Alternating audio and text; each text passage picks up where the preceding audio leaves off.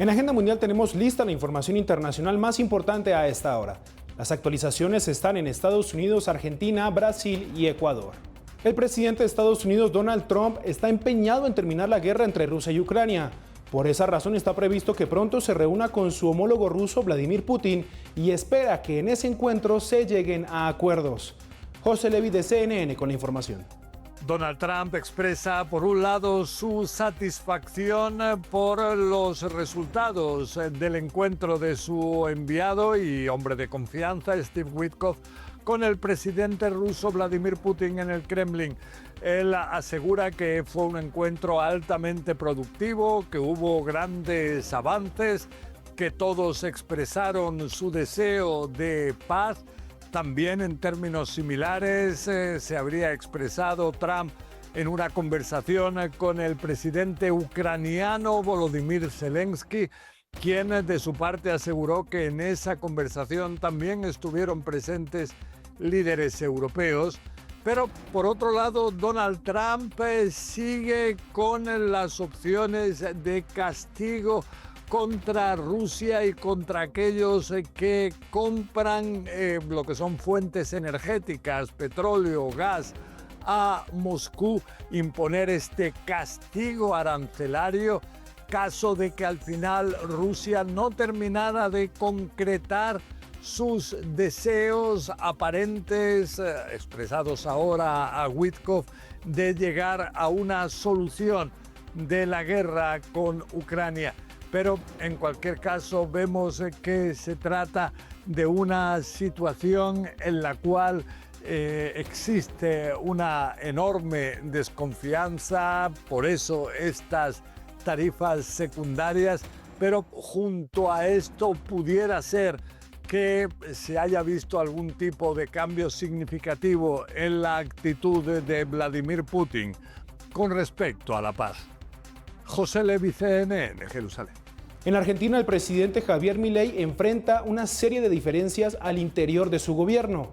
Gonzalo Báñez, de la Alianza Informativa Latinoamericana, nos explica por qué. Crece la división y la pelea interna en el Poder Ejecutivo de la República Argentina entre el actual presidente Javier Milei y su vicepresidenta Victoria Villarruel, quien esta semana, el día lunes, presentó una denuncia penal ante los tribunales federales por una supuesta campaña de amenazas y hostigamiento en su contra. Básicamente entiende la vicepresidenta que distintas personas del ámbito cercano al presidente han montado esta campaña para desprestigiarla y amenazarla directamente. Su denuncia apunta a Javier Negré, el escritor español dueño de La Derecha Diario, uno de los portales de noticias online que más respalda a Javier Milei, a Lilia Lemoyne, una diputada nacional del Partido Libertario, y a otras personas que a través de las redes sociales han ido publicando a lo largo de los últimos meses distintos mensajes en contra de Villarruel. La relación entre ambos se viene desgastando fuertemente desde el año pasado hasta llegar a un punto de quiebre cuando este año el Senado de la Nación, la Cámara Alta que preside justamente Villarruel, aprobó un aumento en las jubilaciones y un aumento también en las pensiones para los discapacitados, a lo que Javier Milei quería frenar, pero que su vicepresidenta lo permitió. Esta sesión hizo que el propio Milei llamara de traidora a su vicepresidenta y allí la relación se quebró por completo. Será la justicia ahora quien entonces deba investigar si existe efectivamente una campaña de hostigamiento en contra de ella y cuáles son los próximos pasos a seguir.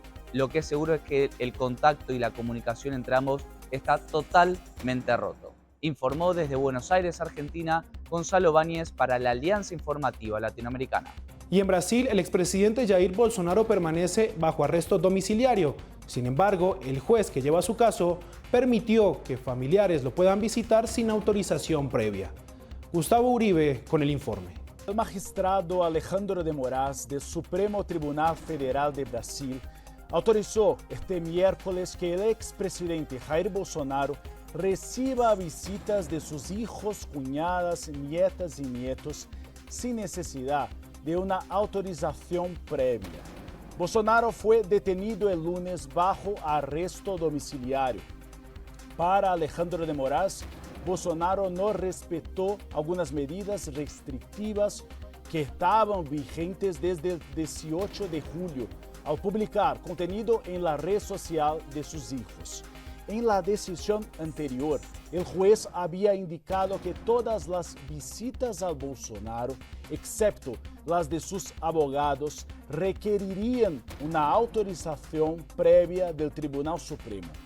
Mientras Moraes hace un gesto de pacificación, la derecha empezó una obstrucción parlamentaria en Congreso de Brasil como una protesta al arresto domiciliario de Bolsonaro. El presidente de Brasil, Luiz Inácio Lula da Silva, se quejó y mucho porque sus intenciones son de enviar al Congreso de Brasil un paquete de medidas para ayudar los sectores de economía afectados con los aranceles de 50% de Donald Trump. Gustavo Uribe, de CNN Brasil. Y por último, el presidente de Ecuador, Daniel Noboa, convocó a una marcha en contra de los jueces que han bloqueado algunas de las leyes que, según el mandatario, son fundamentales para su gobierno. Fabiola Santana con el reporte. Saludos cordiales. La arremetida del presidente de la República, Daniel Noboa, en contra de la Corte Constitucional se agudiza. Esto luego de que ayer el presidente anunciara que él mismo encabezará una marcha en contra del máximo organismo de control constitucional y que por supuesto participarán sus simpatizantes. También la ministra de Gobierno, así como el presidente de la Asamblea Nacional, han calificado a la Corte como enemiga del pueblo. Todo este problema se ha agudizado en esta semana, una vez que la Corte Nacional admitió a trámite varias demandas de inconstitucionalidad contra las leyes aprobadas por la Asamblea Nacional de mayoría oficialista y suspendiera 17 artículos de esas 3 leyes. El presidente de la República reaccionó al día siguiente con una propuesta de consulta popular en el que incluye una pregunta para prácticamente que se viabilice el juicio político en la Asamblea Nacional en contra de los 9 jueces de este organismo. En todo caso, ayer esta discusión prácticamente llegó a su ápice con el anuncio del presidente de la República, Daniel Noboa, de marchar hasta la Corte Constitucional este próximo día martes. En la Corte, mientras tanto, se siguen tramitando los dictámenes previos y también las demandas de inconstitucionalidad, y sobre esto se tendrá detalles en los próximos días. Este es un informe de Fabiola Santana de Ecoavisa en Quito para Fuerza Informativa Azteca. Gracias, Fabiola, y gracias como siempre a todos ustedes por estar conectados con nosotros. Recuerden seguirnos en todas nuestras plataformas digitales. Fuerza Informativa Azteca siempre presente. Hasta pronto.